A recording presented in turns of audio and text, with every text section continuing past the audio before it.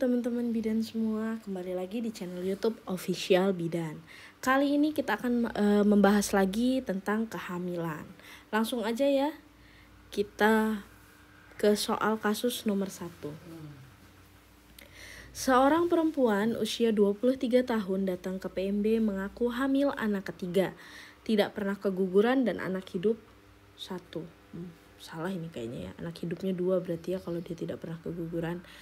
Dan saat ini hamil sudah usia 8 bulan, ingin memeriksakan kehamilannya.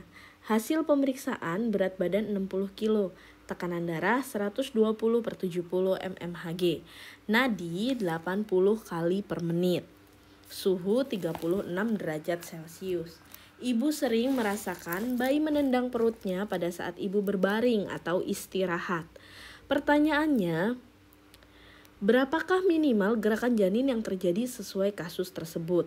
A. 8 kali dalam 12 jam, B. 8 kali dalam 24 jam, C. 10 kali dalam 12 jam, D. 10 kali dalam 24 jam, E. 12 kali dalam 12 jam.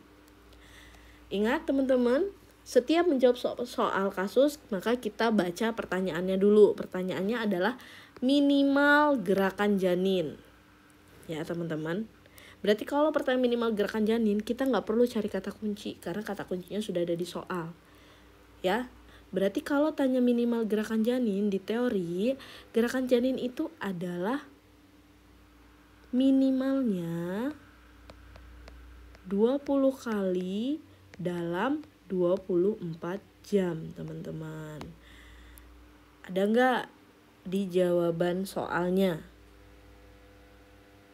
Tidak ada ya teman-teman. Maka kalau tidak ada jawaban ini, maka kita bisa bagi 2. Maka 12 jam 10 kali. Ada nggak 10 kali dalam 12 jam? Ada ya teman-teman, jawabannya jadi yang C. Jadi minimal kalau kita konseling ke ibu hamil, biar dia bisa ngedeteksi bayinya di rumah sendiri, itu adalah minimal gerakan janin 10 kali dalam 12 jam atau 20 kali dalam 24 jam. Langsung ya teman-teman, kita jawab ke soal nomor 2. Nyonya A, G1, P0, A0, usia kehamilan 16 minggu. Datang ke PMB ingin berkonsultasi untuk mengikuti kelas senam hamil. Pertanyaannya, kapan waktu yang tepat untuk memulai senam hamil? A. Segera setelah dinyatakan hamil. B. Masuk dalam trimester 1. C. Trimester 1 masuk ke trimester 2. D. Masuk dalam trimester 2. E. Masuk dalam trimester 3. Ingat teman-teman, kita baca soal dulu. Pertanyaannya waktu yang tepat untuk memulai senam hamil. Maka kita nggak harus baca kasus teman-teman untuk menghemat waktu dalam penyelesaian soal. Kalau sudah jelas waktu yang tepat untuk senam hamil, itu kan berarti pertanyaannya hanya teori. Berarti kasusnya itu nggak usah dibaca, nggak masalah gitu. Nah teorinya, senam hamil umumnya dimulai di usia kehamilan berapa teman-teman? Senam hamil itu dilakukan di usia 24 sampai 28 minggu. Dalam kurung memasuki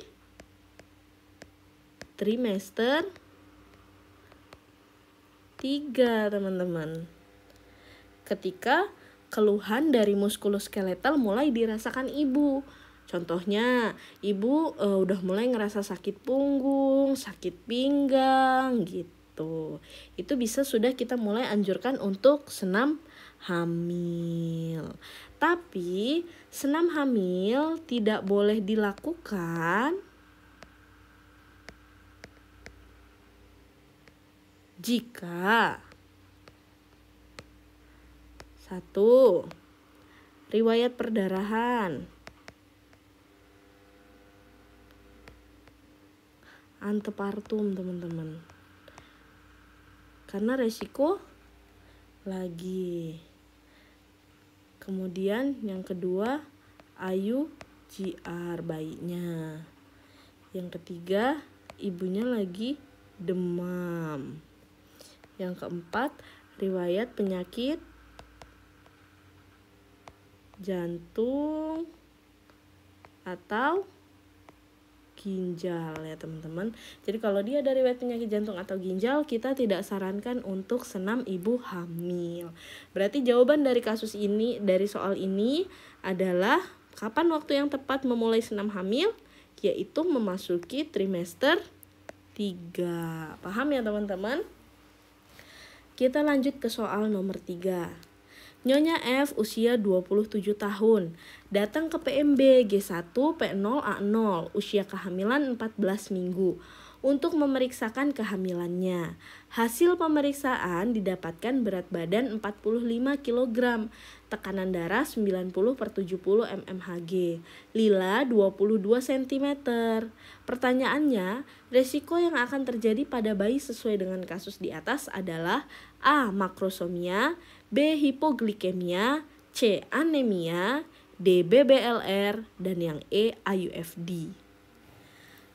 Kita baca soal dulu teman-teman. Resiko yang ada pada bayi nih, hati-hati teman-teman, yang ditanya pada bayi sesuai dengan kasus di atas. Berarti kita harus lihat kasusnya kalau seperti ini. Kita harus garis bawahi kata kunci di soal kasusnya. Maka kata kunci di soal ini adalah dia hamil 14 minggu teman-teman dengan BB segini. Nah ini dia teman-teman, lilanya 22 cm. Lila 22 cm, maka ibu ini didiagnosis KEK ya teman-teman, kurang energi kronik. Karena lila minimal itu adalah lebih dari sama dengan 23,5 cm ya teman-teman. Di sini di soal kasus ini lilanya adalah 22 cm. Maka ibu hamilnya mengalami kekurangan gizi.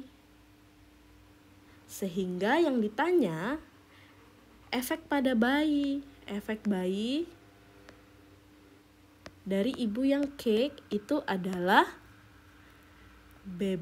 sebenarnya IUGR dulu selama hamil. Efek bayinya dia IUGR, intrauterine growth syndrome, pertumbuhannya terhambat, baru maka lahirlah menjadi bayi BBLR. Nah, di opsi jawaban itu tidak ada IUGR, tapi adanya langsung ke BBLR. Maka jawabannya adalah BBLR. Kalau IUFD itu intrauterine fetal death. Jadi mati di dalam kandungan. Kalau IUFD. Kalau IUGR itu pertumbuhan terhambat, growth intrauterine growth retardation. Jadi pertumbuhannya terhambat. Kalau makrosomia itu adalah bayi besar, biasanya karena ibu-ibu yang diabetes mellitus. Kalau hipoglikemi, gula rendah. Ketika biasanya bayi-bayi yang lahir dengan makrosomia akan mengalami hipoglikemia. Kalau anemia itu HB-nya yang rendah. Maka dari kasus ini resiko yang terjadi pada bayinya itu BBLR, berat bayi lahir rendah. Cukup sekian ya teman-teman pembahasan kita kali ini. Semangat, semoga berhasil dan sukses selalu. Yang belum like atau subscribe, silahkan di like dan di subscribe.